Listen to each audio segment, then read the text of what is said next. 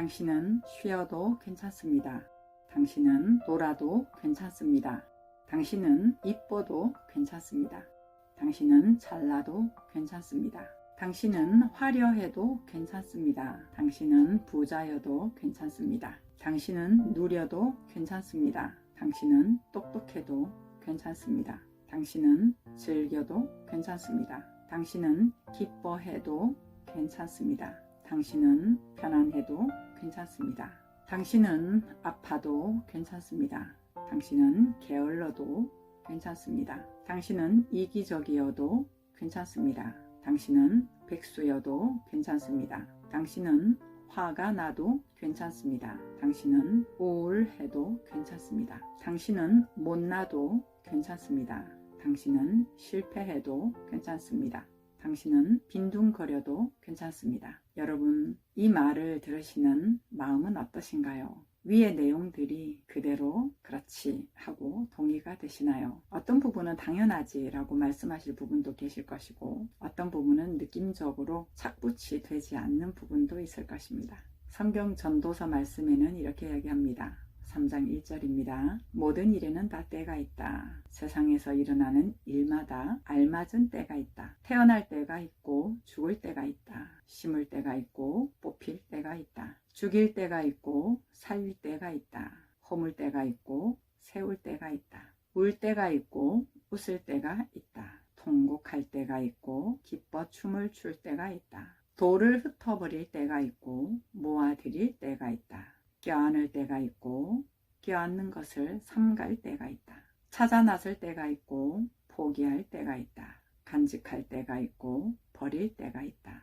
찢을 때가 있고 꿰맬 때가 있다. 말하지 않을 때가 있고 말할 때가 있다. 사랑할 때가 있고 미워할 때가 있다. 전쟁을 치를 때가 있고 평화를 누릴 때가 있다. 성경의 말씀은 모든 것이 다 때가 있고 그 어떤 것도 우리 삶에서 일어나는 자연스러운 삶이라는 거죠. 그리고 그 삶의 상황으로부터 슬픔을 느껴가고 우울을 느껴가고 기쁨을 느껴가고 즐거움을 느껴가는 모든 것이 삶이라는 것입니다. 모든 상황에서 일어나야 할 일과 일어나지 말아야 할 일은 없다라는 말이죠. 우리 마음 깊은 곳에서는 일어나지 말아야 할 일과 일어나야 할 일을 구분하는 잣대가 늘 상존합니다. 왜냐하면 우리가 삶을 살아오면서 무엇인가 요청을 했는데 거절받은 경험이 너무 아팠고 실수를 했을 때 비웃거나 놀림을 당했던 경험이 수치스러웠죠. 가까운 사람으로부터 버림받은 경험으로 너무 힘들었기 때문에 그런 상황을 반복하고 싶지는 않을 테니까요. 하지만 그때는 몰랐습니다. 대상이 거절해도 내 존재감은 언제나 빛나고 있다는 것을요. 실수를 할수록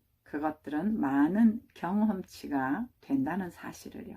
비웃거나 놀리는 것도 그렇게 바라보는 그 대상의 상태에서 바라보는 관점이라는 것을 몰라서 나라고 하는 존재를 대상의 판단과 평가에 맡길 수밖에 없었던 거죠. 성경에서 사람 존재 자체는 하나님의 속성으로 끊임없이 솟아나는 마르지 않는 샘물 자체다 이렇게 이야기합니다. 스스로 자유롭고 사랑을 나누고 함께하는 삶을 사는 따뜻한 존재가 사람이라고 말을 합니다. 있는 그대로 온전하다라고 말을 합니다. 시편 1편 3절에 그는 시냇가에 심은 나무가 철을 따라 열매를 맺으며 그 잎사귀가 마르지 아니함 같으니 그가 하는 모든 일이 다 형통하리로다. 아가서 4장 7절 나의 사랑 너는 어여쁘고 아무 흠이 없구나. 형통한 사람이 되려고 노력하는 것이 아니라 우리 자체가 형통한 삶입니다. 사람이나 삶이나 어원은 똑같습니다. 사람이 곧 삶이죠. 흠이 없으려고 노력하는 것이 아니라 원래가 흠이 없는 사람입니다. 예수께서 오셔서 말씀하시고 보여주신 삶은 바로 이것이죠. 원래 사람은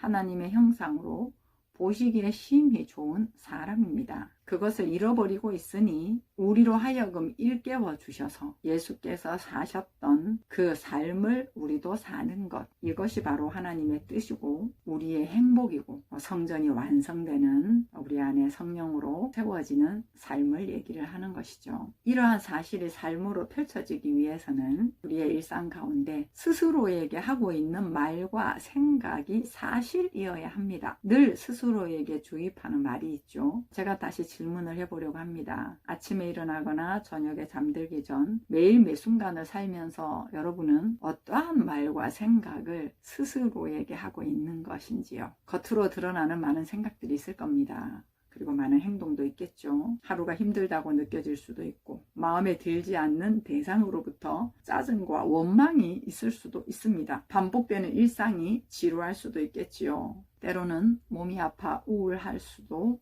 있을 것입니다. 이러한 표면적인 일상 가운데 그러한 상태를 해석하게 하는 말은 어떤 것이냐는 거지요. 온전한 자, 흠이 없는 자, 모든 것이 형통한 자라고 하는 사실의 말씀인가요? 아니면 내가 바라보는 호불호의 시각으로 평가된 말인가요? 왜 이런 일이 있지? 뭘 해도 참 잘 안 되네? 아, 저 사람 때문에 그래. 왜 나만 고생해야 돼? 야, 정말 한심하다. 아, 오늘 하루 나 어떻게 살지? 그래, 아무리 해도 안 되는 건가 봐.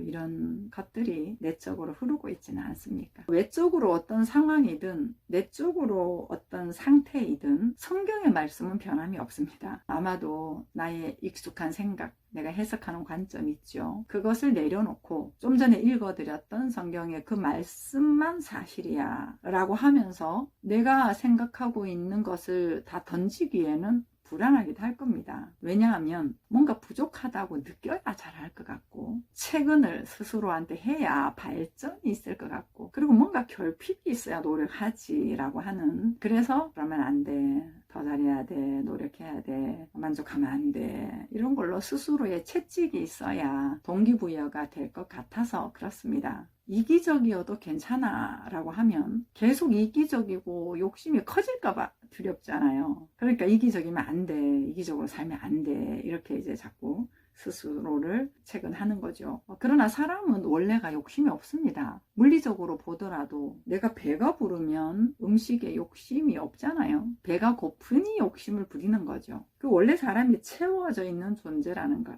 하나님과 연합되어서 임마누엘해서 아무 부족함이 없다라고 하는 것, 이것을 알면 필요한 것 외에 욕심을 부리지는 않습니다. 원래 사람이 그렇습니다. 이렇게 늘 바닥에서 흐르고 있는 말이 무엇이냐가 중요합니다. 그 말이 생명이고 내 움직임의 동력이기 때문에 그렇습니다. 그래서 일상에서 일어나는 모든 것들, 앞에서 읽었던 전도서의 그 말씀들이 삶이다 라는 것으로부터 아하, 문제가 아니었구나 라는 것을 알게 하는 그 힘은 이 사실이 굳건하게 뿌리 내려야 되는 거죠. 굳건하게 뿌리를 내리게 하는 것은 간단해요. 사실에 관심을 갖는 거죠. 그래서 묵상하라고 성경에서도 이야기를 했죠. 우리가 어떤 변화무쌍한 것에 관심을 자꾸 가졌기 때문에 거기로부터 느껴지는 것들이 아주 상대적인 불안과 염려와 걱정과 뭐 이런 것들이 오고 가잖아요. 근데 그 사실, 변치 않는 어제도 오늘도 내일도 영원한 그 말씀, 거기에 이제 관심을 가지면 그 말씀에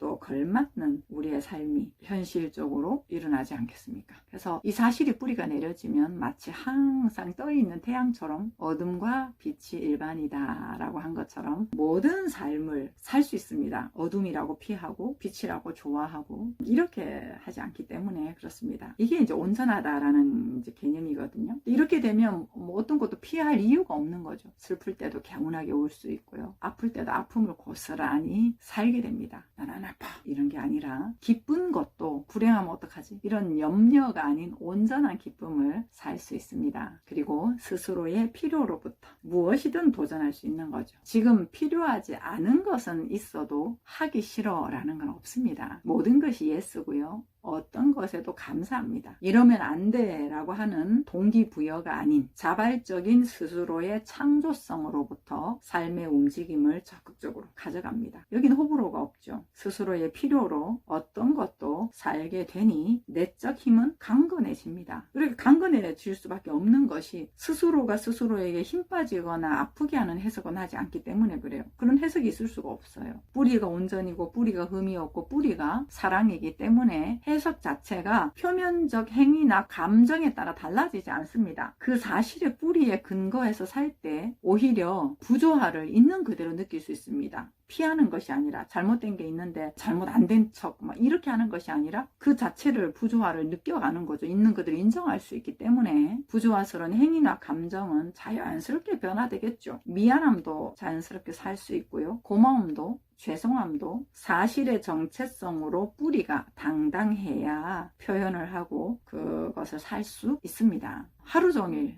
TV를 시청한 날이 있다고 해봐요. 아, 시간 허비했네. 그러면서 스스로를 잡는 것이 아니라 개운하게 즐겼다라는 거에 방점을 딱 찍고 필요한 다음 장면을 가볍게 삽니다. 내가 어떤 대상을 보면서 질투가 났어요. 야, 나는 저렇게 못하는데 진짜 난 뭐 했냐? 나 왜 이렇게 못해? 라고 하면서 스스로를 잡거나 그래, 얼마나 잘하나 보자 라고 하면서 대상을 시기하는 것이 아닌 아, 내가 정말 잘하고 싶구나 하는 해석으로 대상에 잘하는 그 느낌을 같이 즐깁니다. 멋지다, 훌륭하다. 이렇게 같이 즐기고 동의하면 그 느낌으로 내 삶에서 펼쳐지잖아요. 내 느낌으로 즐거워지잖아요. 그러면 내 삶으로 나도 펼쳐진다는 것을 알기 때문에 그렇습니다. 그리고 필요하다면 나도 연습을 하겠죠. 거기에 동의를 해서. 완전히 해석이 다르죠. 그러니 우리 안에서 흐르고 있는 말들이 무엇인지 한번 살펴보세요. 그리고 늘 성경에 사실에 관심 갖고 그 사실을 들려주세요. 변화무쌍한 감정과 상황이 어떠하더라도 어여쁜 자야,